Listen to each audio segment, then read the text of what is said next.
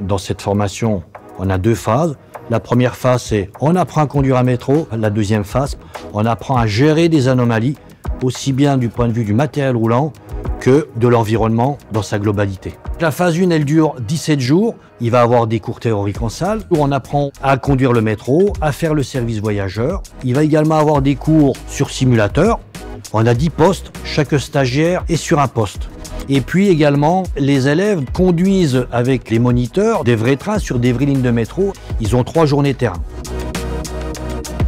À l'issue de cette première phase de 17 jours, on va aborder ensuite une phase qui va durer 33 jours, qui va se dérouler, elle, vraiment sur un gros simulateur, ce qu'on appelle PCCR, poste de cabine de conduite réplique, où là, nous allons aborder tous les incidents que peut rencontrer un conducteur sur sa journée de travail. Incident matériel roulant, c'est-à-dire une panne, incident de signalisation qui dysfonctionne, et puis gérer aussi tous les comportements incivils, voyageurs qui bloquent les portes, voyageurs qui descendent sur les voies. Sur cette seconde phase, le stagiaire se retrouve tout seul dans la cabine réplique, pendant que l'ensemble de ses collègues stagiaires seront dans une salle d'observation où ils pourront être spectateurs du scénario de leurs collègues, ils pourront débriefer les différents comportements dans la cabine de conduite et puis juger, commenter l'ensemble des décisions et actions qui ont été prises.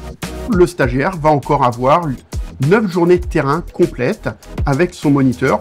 Pour parfaire sa maîtrise du train, on ira directement dans des terminus sur le matériel MF01 pour découvrir le train, gérer des incidents directement sur le vrai train. Au bout de ces deux phases de 50 jours, eh bien, les conducteurs ressortent avec une autorisation de conduite et ils seront donc capables de conduire un métro en toute sécurité avec nos voyageurs.